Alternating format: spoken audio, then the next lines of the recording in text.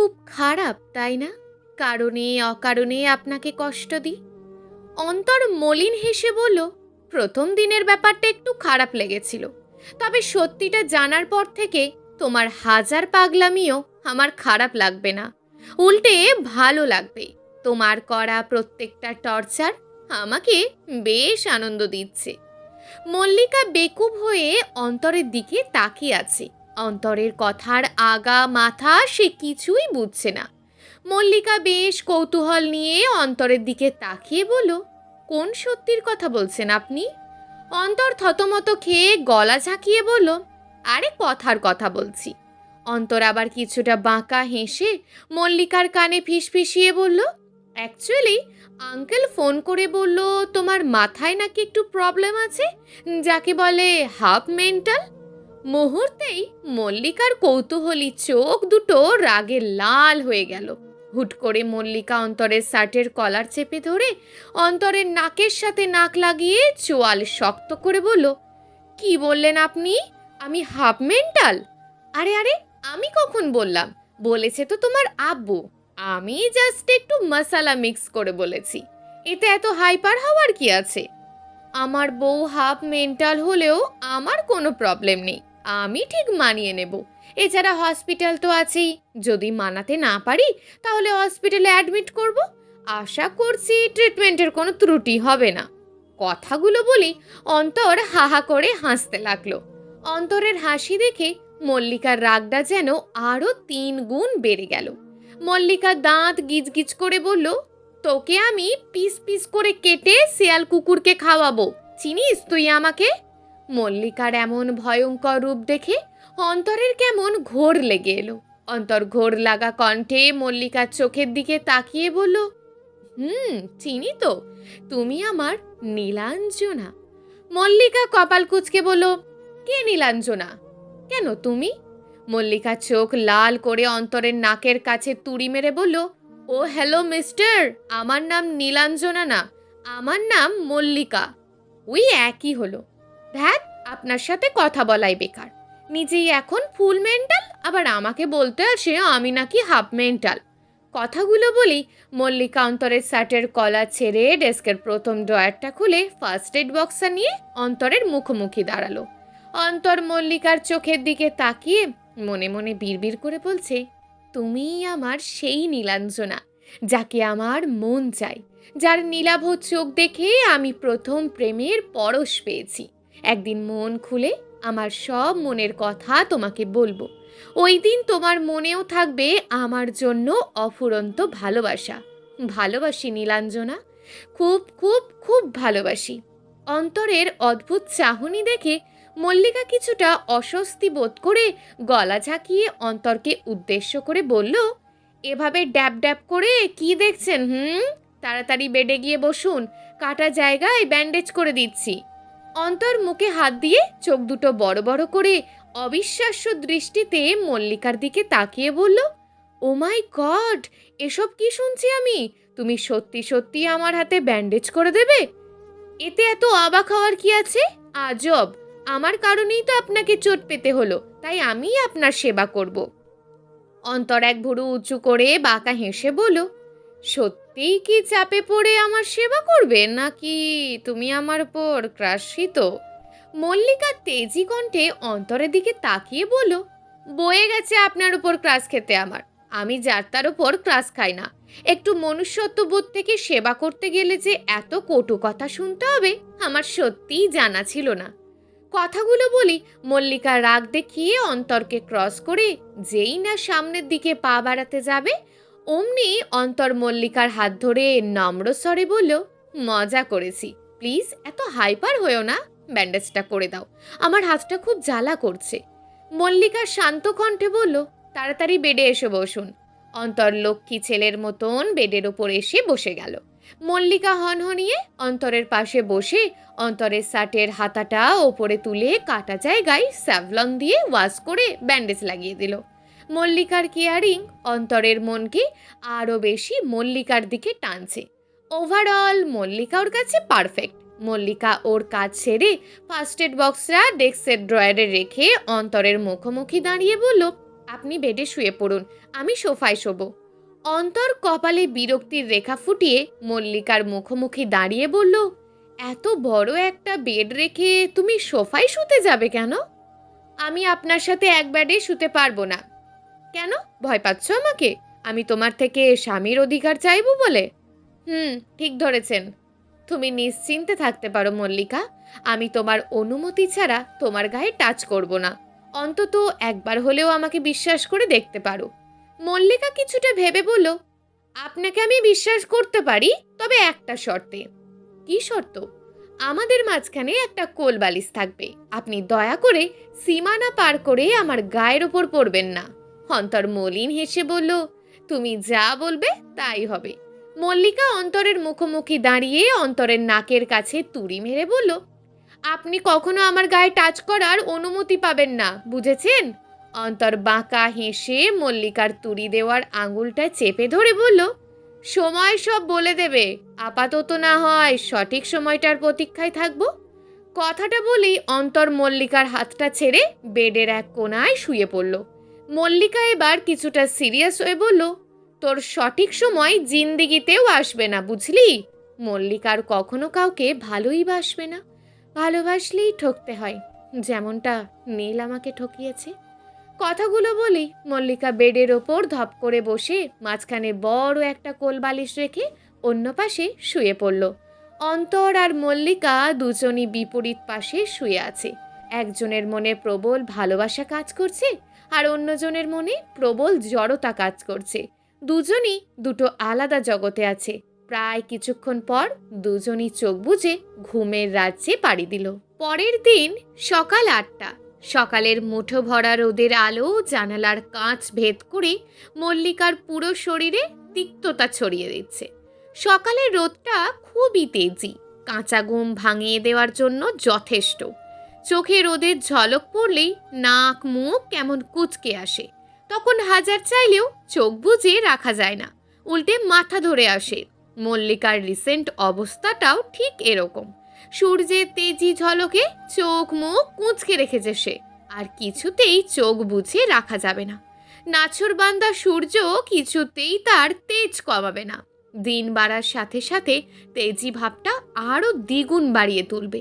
এর মাঝেই কারোর গলা ঝাঁকানোর শব্দ মল্লিকার কানে বাজতে লাগলো। মল্লিকা এবার ফট করে চোখ জোড়া খুলে ফেলল। পিট পিট চোখে মল্লিকা অন্তরের দিকে তাকিয়ে আছে। সদ্য গোসল করেছে অন্তর, সিল্কি চুলগুলো থেকে টপ টপ করে পানি পড়ছে। ঠোঁটে অন্তরের বাঁকা হাসি, পরনে কেবল মোটা এক সাইজ গেঞ্জি, গলায় টাওয়ালটা ঝোলানো, হাতে ধোঁয়া ওঠা 2 মগ কফি। 1 মগ কফি অন্তর মল্লিকার দিকে এগিয়ে রেখেছে। মল্লিকা খুব মুগ্ধ দৃষ্টিতে অন্তরের দিকে তাকিয়ে আছে। এই রূপে অন্তরকে অসম্ভব ড্যাসিং লাগছে। যে কোনো মেয়ে অন্তরকে এই রূপে দেখলে কাত হয়ে যাবে। মল্লিকার মৌনতা দেখে অন্তর গলা ঝাঁকিয়ে মল্লিকার চোখের দিকে তাকিয়ে বলল, তো মিসেস নীলাঞ্জনা, এবার কি আপনার বিছানা ছেড়ে ওঠা হবে? ধোঁয়া ওঠা হট কফি আপনার জন্য অপেক্ষা করছে। আমি নিজের হাতে বানিয়েছি। একবার টেস্ট পেলে বারবার খেতে মন চাইবে।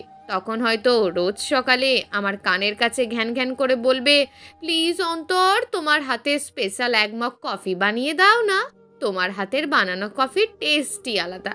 তখন অবশ্য আমি নাকচ করব না, উল্টে হাসি মুখে তোমার সব আবদার মেনে নেব। মল্লিকা বড় একটা হাই তুলে শোয়া থেকে উঠে বসে অন্তরের হাত থেকে কফির মগটা নিয়ে অন্তরের দিকে তাকিয়ে বলল, আমিও খুব ভালো কফি বানাতে পারি, বুঝছেন? আমার হাতের কফিও খুব স্পেশাল। আগে তো আমি রোজ সকালে উঠে আব্বুর জন্য গরম গরম কফি বানাতাম। আব্বু কফিতে চুমুক দিত আর আমার গুণগান করত। অন্তর কফির মগটা নিয়ে মল্লিকার পাশে বসে কফিতে চুমুক দিচ্ছে আর বলছে, ও তাই বুঝি? তাহলে কাল থেকে প্রতিদিন সকালে তুমি আমার জন্য গরম গরম কফি করে আনবে, কেমন? তোমার হাতে স্পেশাল কফি খেয়ে ঘুমের রেশ কাটাবো। মল্লিকা কফিতে চুমুক দিতে গিয়েও থেমে গেল। পরপর কয়েকটা শুকনো ঢোক গিলে মল্লিকা বিড়বিড় করে বলল, ইস, কি দরকার ছিল আগ বাড়িয়ে মিথ্যা বলার। গেলাম তো ফেসে এবার। আমি তো কফির কও জানি না, তো বানাবো কি করে শুনি? দেখ, ভাল লাগে না, সবসময় চালাকি করতে গিয়ে নিজেই ধরা খেয়ে যায়। লোকটা যখন দেখবে আমি কফি বানাতে পারি না, তখন নিশ্চয়ই আমার খিল্লি ওড়াবে। মল্লিকা কিছু একটা ভেবে বাঁকা হেসে আবারও বিড়বিড় করে বলল, ধ্যাত মল্লিকা, এত ভয় পাচ্ছিস কেন? ইউটিউব আছে না, ইউটিউব দেখে শিখে নেব কফি বানানোর ইউনিক টেকনিক। অন্তর ঠিক বুঝতে পারছে মল্লিকা মনে মনে শয়তানি বুদ্ধি করছে। অন্তর এও জানে মল্লিকা কফি বানাতে জানে না। অন্তর মল্লিকার আম্মুর থেকে মল্লিকার সম্পর্কে এ টু জেড জেনে নিয়েছে। অন্তর গলা ঝাঁকিয়ে মল্লিকাকে উদ্দেশ্য করে বলল, কি ভাবছো নীলাঞ্জনা? তাড়াতাড়ি কফিটা শেষ করো, ঠান্ডা হয়ে যাচ্ছে। মল্লিকা মাথা নাড়িয়ে পরপর কফিতে কয়েকটা চুমুক দিয়ে পুরো কফির মগটা ভ্যানিশ করে ফেলল। আপাতত মল্লিকার মাথায় একটা জিনিস ঘোরপাক খাচ্ছে, এই নীলাঞ্জনাটাকে। অন্তরের দিকে মল্লিকা আর চোখে তাকিয়ে বিড়বিড় করে বলছে, নীলাঞ্জনা মেয়েটা নিশ্চয়ই এই কিউট ছেলেটার এক্স গার্লফ্রেন্ড হবে। মেয়েটা হয়তো আমার মতোই দেখতে ছিল, তাই এই কিউট ছেলেটা আমাকে বারবার নীলাঞ্জনা বলে ডাকছে। কি কপাল আমার, নিজের জামাইয়ের মুখে অন্য একটা ধ্বংস মেয়ের নাম শুনতে হচ্ছে। অন্তর কফিতে চুমুক দিচ্ছে আর মল্লিকাকে দেখছে। এর মাঝেই দরজায় খটখট শব্দ হলো। অন্তর বসা থেকে উঠে দরজাটা খুলে দিল। মল্লিকা কফির মগটা ডেস্কের ওপর রেখে শোয়া থেকে উঠে গেল। দরজায় অনন্যা আর নুসাইবা দাঁত বের করে হাসছে।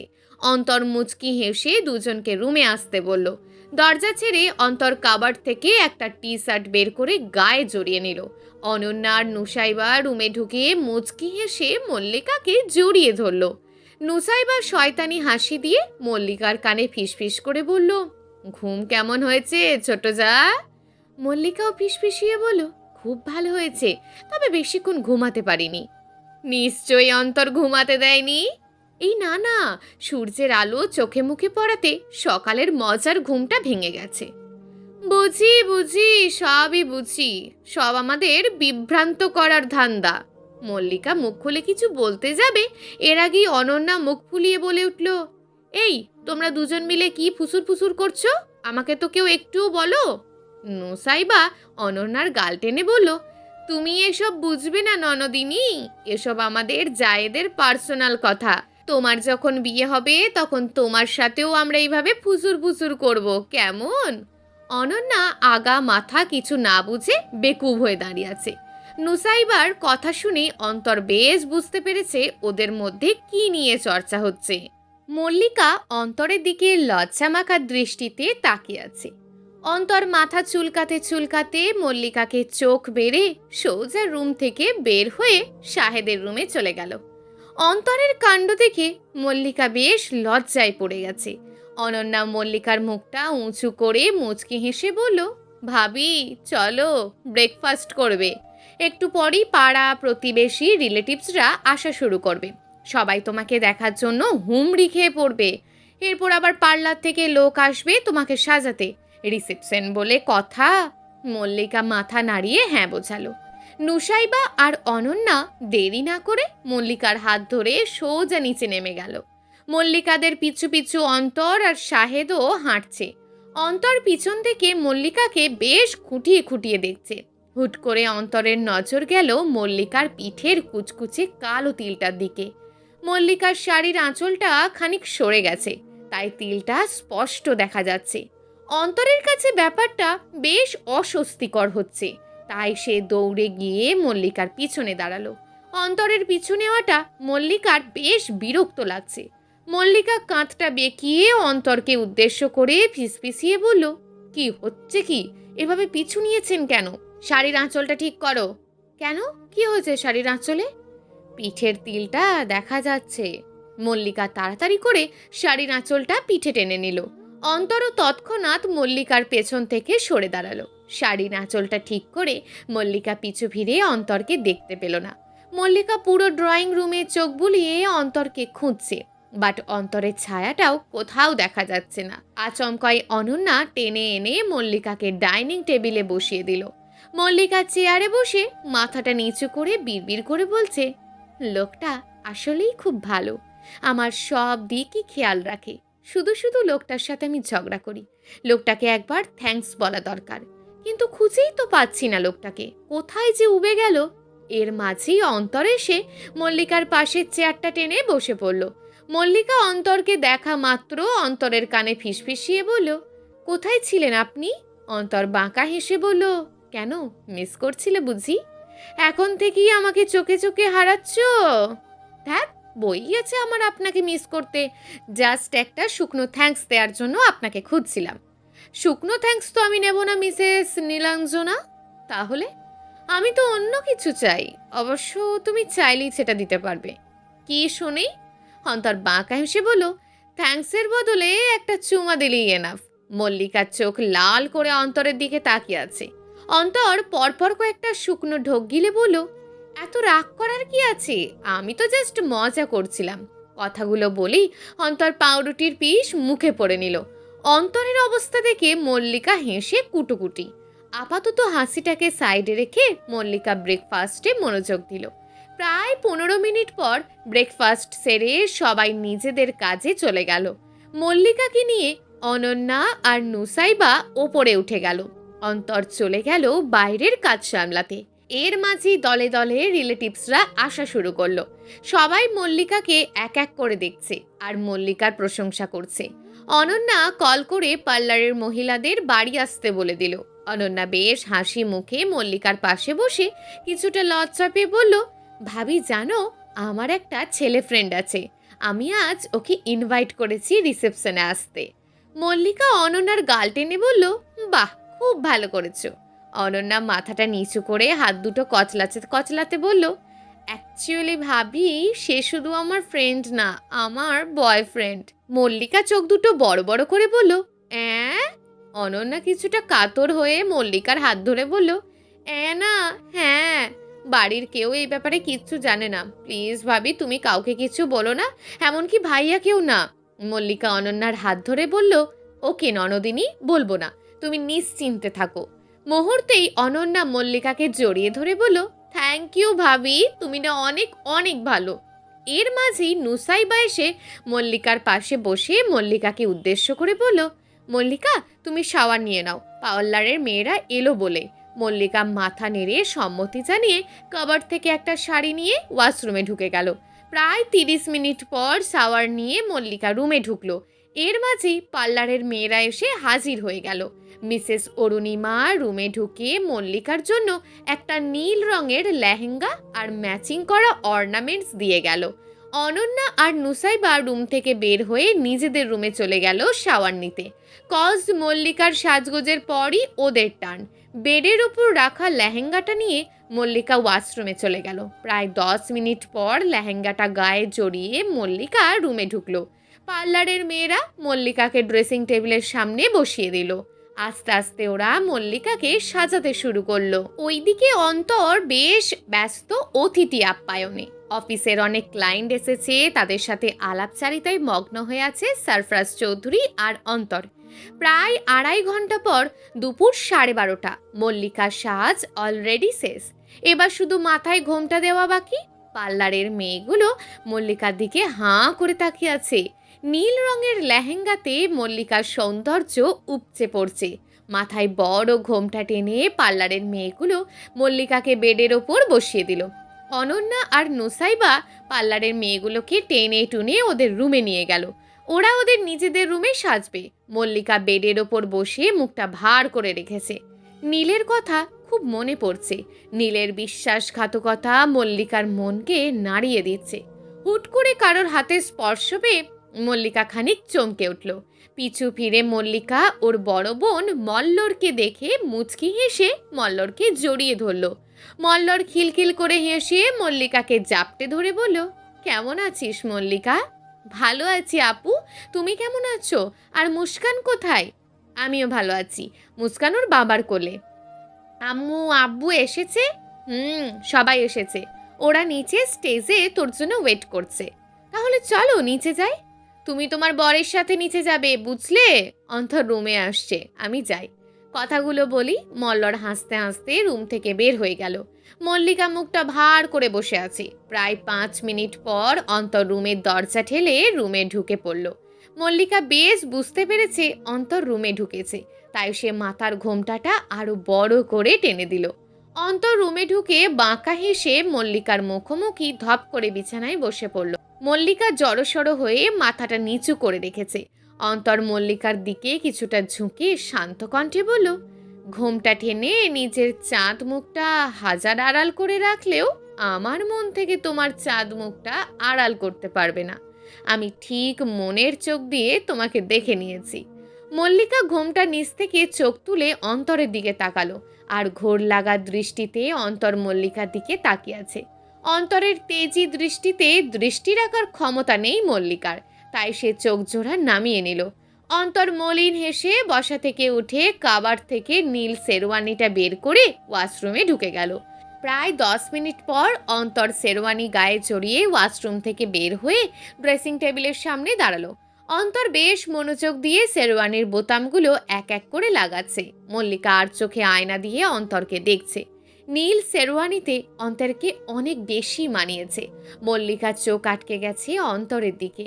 শেরওয়ানির বোতামগুলো লাগিয়ে অন্তর ওর সিল্কি চুলগুলো স্পাইক করে নিল। হাতে একটা ব্ল্যাক ওয়াচ ঝুলিয়ে অন্তর মল্লিকার দিকে অগ্রসর হচ্ছে আর বলছে, আই এম রেডি, চলো মল্লিকা। মল্লিকা বেড থেকে নেমে দাঁড়ানোর সাথে সাথেই অন্তর ছুটে এসে মল্লিকাকে কোলে তুলে নিল।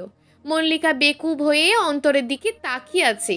অন্তর মুগ্ধ নয়নে মল্লিকার দিকে তাকিয়ে আছে। অনেকক্ষণ এভাবে তাকিয়ে থাকার পর অন্তর মল্লিকার নাকের সাথে নাক ঘষে বলল, আমি আমার বউকে আজ কোলে নিয়ে স্টেজে যাব, এক কদম পাও মাটিতে ফেলতে দেব না। মল্লিকার চোখ দুটো বড় বড় করে চরম আশ্চর্যিত হয়ে বলল, মাথা ঠিক আছে আপনার? কি যাতা বলছেন? লাজ লজ্জা নেই নাকি? না নেই, আমার কোনো লাজ লজ্জা নেই।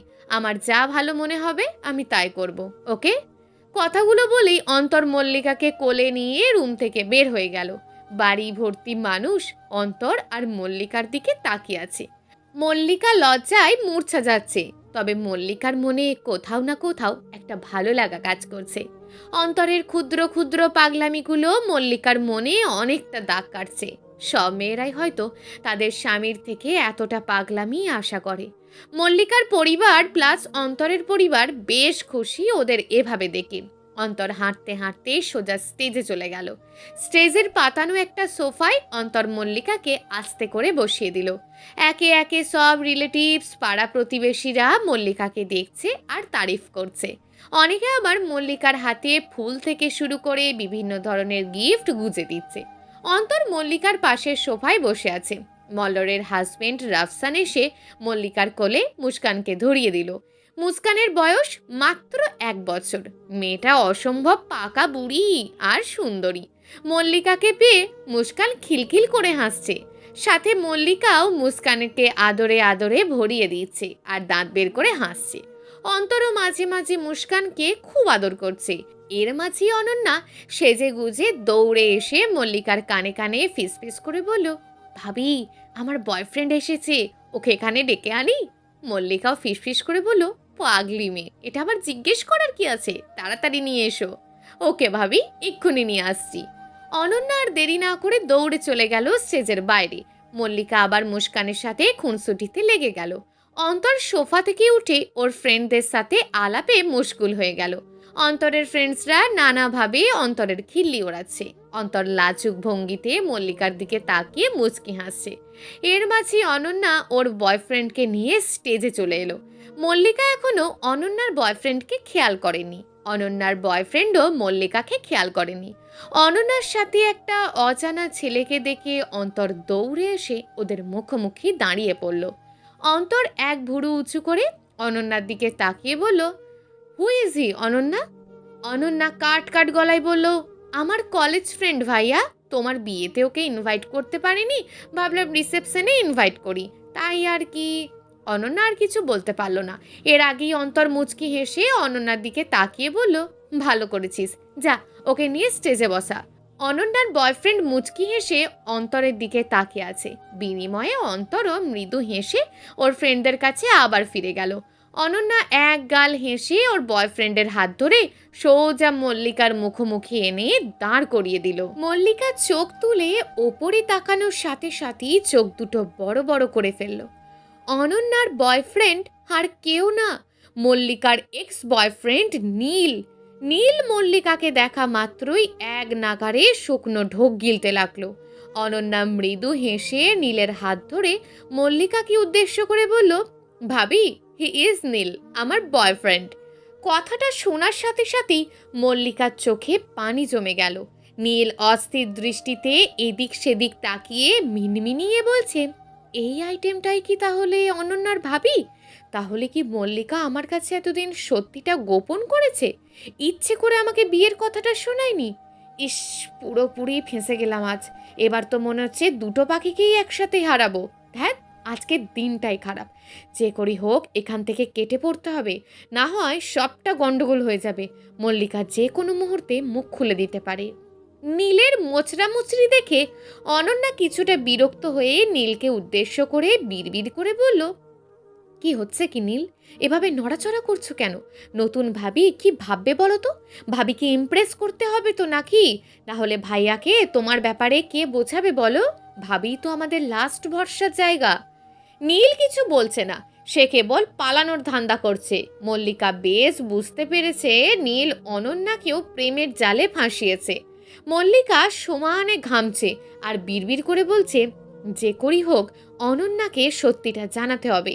নীলের থেকে অনন্যাকে আলাদা করতেই হবে। নীলের আসল মুখোশটা টেনে হেঁচড়ে অনন্যার সামনে আনতে হবে, না হয় অনন্যার জীবনটাও নষ্ট হয়ে যাবে। নীল এখান থেকে পালানোর জন্য অনন্যার কানে ফিসফিসিয়ে বলল, অনন্যা, আমাকে এক্ষুনি বাড়ি যেতে হবে। আজ আব্বুর সাথে অফিসের কাজে আমাকে এক জায়গায় যেতে হবে। আজ বরং আসি আমি, অন্য একদিন না হয় ভাবির সাথে আলাপ করে নেব। কথাগুলো বলেই নীল অনন্যার হাত ছেড়ে দৌড়ে পালালো। অনন্যা বেকুব হয়ে নীলের যাওয়ার পথে তাকিয়ে আছে।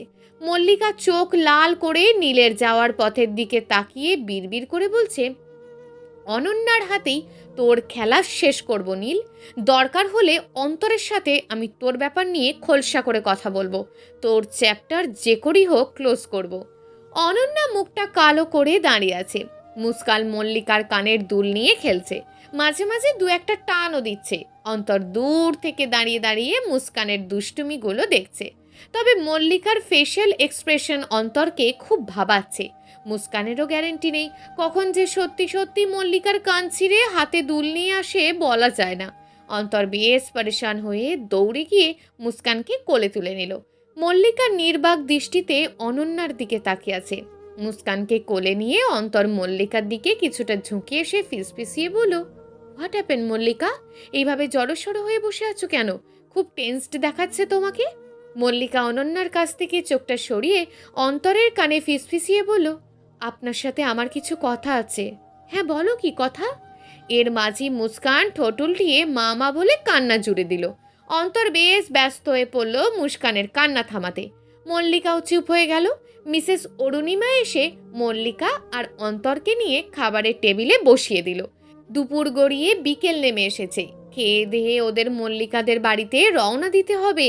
তাই মিসেস অরুণিমা তাড়াহুড়ো করে ওদের খাবার টেবিলে বসিয়ে দিল। অনন্যা না খেয়েই কাঁদতে কাঁদতে নিজের রুমে চলে গেল।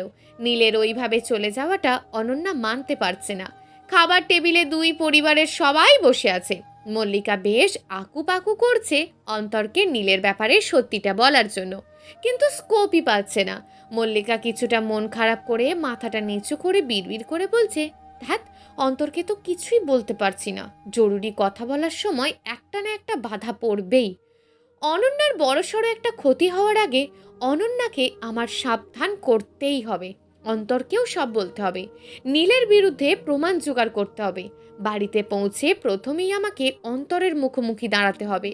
অনন্যাকে একা রেখে এই বাড়ি থেকে কিছুতেই যাওয়া যাবে না। সাথে করে আমি ওই বাড়িতে অনন্যাকেও নিয়ে যাব। নীলকে বিশ্বাস নেই কখন সে একা বাড়ি পেয়ে অনন্যার ক্ষতি করে দেয়। আব্বু থাকবে অফিসে, পুরো বাড়িতে আম্মু আর অনন্যা। না না, এই রিস্কটা নেওয়া যাবে না। দরকার হলে আম্মুকেও আমাদের সাথে নিয়ে যাব। ফুপু আম্মুরাও তো অলরেডি প্রিপারেশন নিয়ে নিয়েছেন বাড়ি যাওয়ার জন্য। খেয়ে দেই ওরা চলে যাবে, বাড়িটা পুরো ফাঁকা হয়ে যাবে। কথাগুলো আপন মনে বিড়বিড় করে অনন্যা সরফরাজ চৌধুরীকে উদ্দেশ্য করে মলিন হেসে বলল, আব্বু, আপনার কাছে আমার একটা আবদার ছিল। সরফরাজ চৌধুরী বেশ খুশি হয়ে আহ্লাদি কণ্ঠে বলল, কি আবদার মা? আব্বু, আমি চাইছিলাম যে আম্মু আর অনন্যাকেও আমাদের সাথে ওই বাড়িতে নিয়ে যেতে। এখন ওদের ছাড়া এক মুহূর্তও ভালো লাগে না। এই দুদিনে অভ্যাস হয়ে গেছে ওরা। তাছাড়া কাল তো আমরা সবাই এই বাড়িতে চলেই আসবো। একদিনের জন্য ওরা আমাদের সাথে গেলে আশা করি কোনো প্রবলেম হবে না। অন্তর সহ খাওয়ার টেবিলের বাকি সবাই মল্লিকার কথা শুনে বেশ খুশি।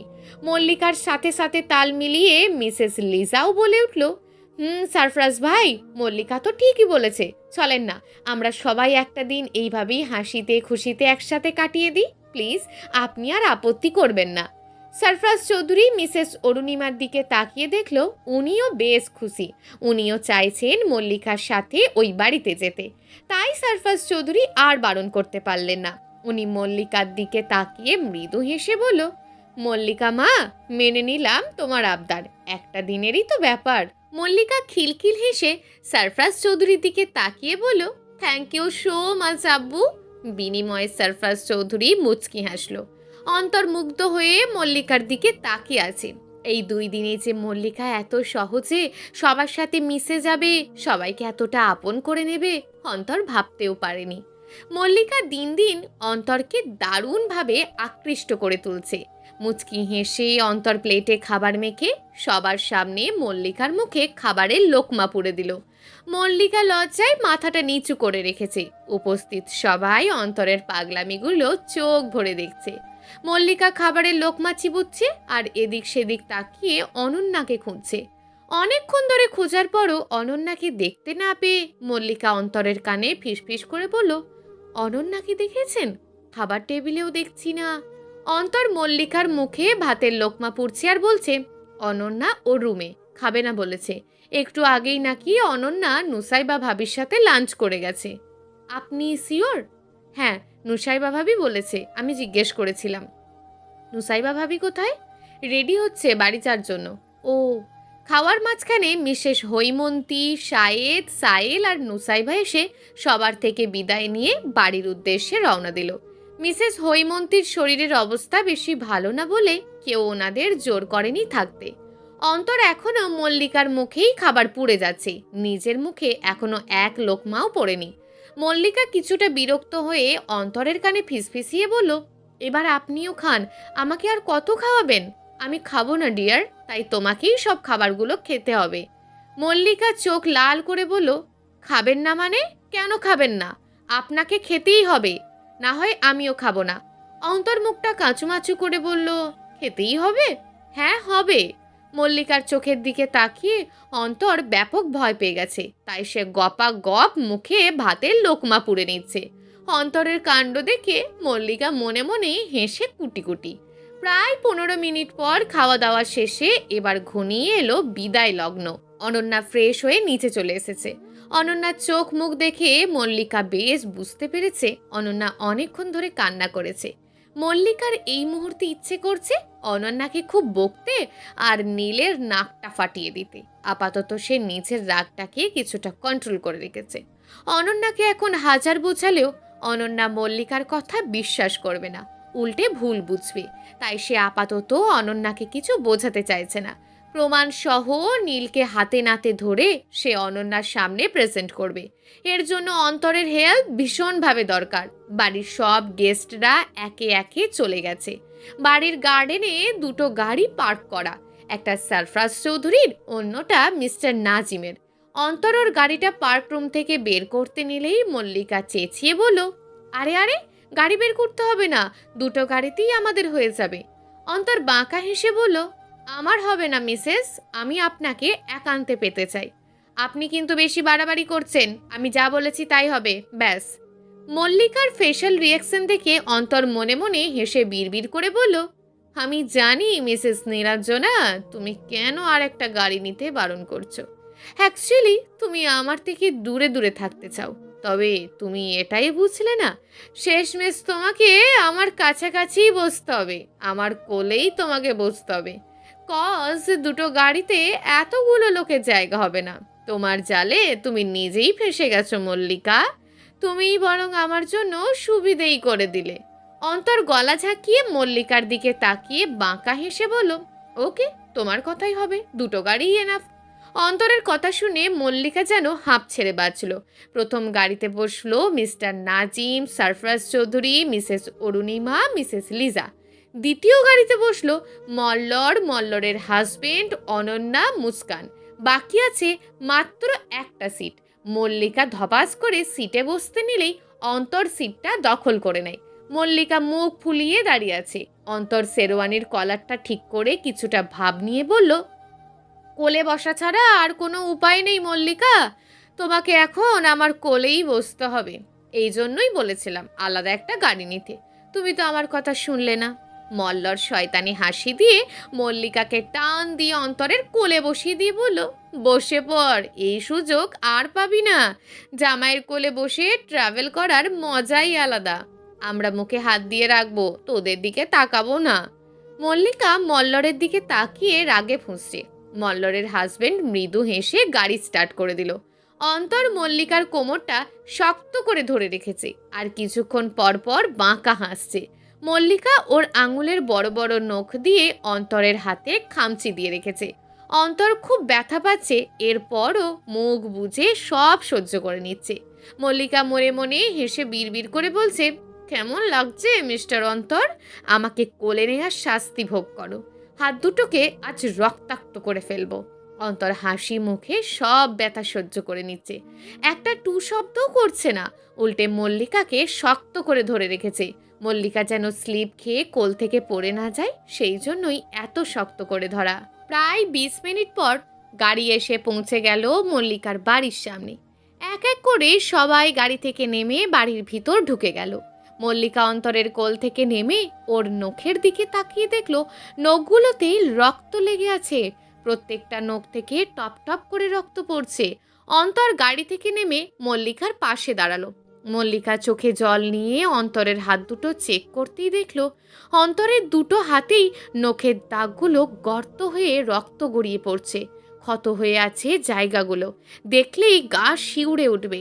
অন্তর হাসি মুখে মল্লিকার দিকে তাকিয়ে আছে। মল্লিকা এবার নিজের প্রতি নিজেরই খুব রাগ হচ্ছে, তাই সে কাঁদতে কাঁদতে বাড়ির ভেতর ঢুকে সোজা রুমে গিয়ে ধপ করে বেডে বসে ইচ্ছে মতো চোখের জল ছাড়ছে। অন্তর বেশ পরেশান হয়ে মল্লিকার পিছু পিছু দৌড়ে রুমে ঢুকে মল্লিকার পাশে বসলো। হুট করে মল্লিকা অন্তরকে জাপটে ধরে ফুপিয়ে ফুপিয়ে কেঁদে কেঁদে বলল, আপনি এত বোকা কেন অন্তর? কিভাবে পারলেন এতটা ব্যথা মুখ বুজে সহ্য করতে? কেন আমাকে থামালেন না? কেন আমাকে বকলেন না কেন অন্তর? অন্তর মল্লিকাকে টাইট করে জড়িয়ে ধরে বলল, আমি একটুও ব্যথা পাইনি মল্লিকা, উল্টে ভালো লাগছিল। তোমাকে বকার কথা আমি ভাবতেও পারি না। তোমার সব টর্চারই আমার ভালো লাগে, তবে তুমি কাঁদলে বা মন খারাপ করলে খুব কষ্ট লাগে। কখনো আমার সামনে কেঁদো না মল্লিকা, আমি সহ্য করতে পারবো না। মল্লিকা হেঁচকি তুলে কাঁদছে আর বলছে, আপনি খুব ভালো অন্তর, খুব খুব খুব ভালো। আপনার মতন কাউকে বর হিসেবে পাওয়া ভাগ্যের ব্যাপার। এই প্রথম আমার আব্বুর পরে কেউ আমাকে এতটা বুঝেছে। আমার পাগলামোগুলো মুখ বুজে সহ্য করে নিচ্ছে। আমি কি আসলেই আপনাকে ডিজার্ভ করি অন্তর? আমারও মনে একই প্রশ্ন মল্লিকা, আমি কি আদৌ তোমাকে ডিজার্ভ করি? মল্লিকা অন্তরের বুক থেকে মাথা তুলে ছলছল চোখে অন্তরের দিকে তাকিয়ে আছে। অন্তর মলিন হেসে মল্লিকার দিকে তাকিয়ে আছে। মল্লিকার চোখের জলগুলো মুছে ডেস্কের ওপর থেকে ফার্স্ট এড বক্সটা এনে অন্তরের হাতে তুলো দিয়ে স্যাভলন দিয়ে ঘষে দিল। নখের আঁচড় খুব বিষাক্ত হয়, মাঝে মাঝে ইনফেকশনও হয়ে যায়, তাই মল্লিকা রিস্ক নিতে চাইছে না। প্রায় 5 মিনিট পর মল্লিকা অন্তরের হাতটা ছেড়ে ফার্স্ট এড বক্সটা ডেস্কের ওপর রেখে কিছুটা সিরিয়াস হয়ে অন্তরকে বলল, অন্তর, আপনার সাথে আমার কিছু ইম্পর্টেন্ট কথা আছে, এক্ষুনি বলতে হবে। এক্ষুনি বলতে হবে? এক্ষুনি বলতে হবে। ফ্রেশ হয়ে বলা যায় না? আসলে কিছুটা ক্লান্ত লাগছে। আমার কথাগুলোর ওপর কিন্তু অনন্যার ফিউচার নির্ভর করছে। অন্তর ভুরুজোড়া কুঁচকে বলল, অনন্যার ফিউচার নির্ভর করছে মানে?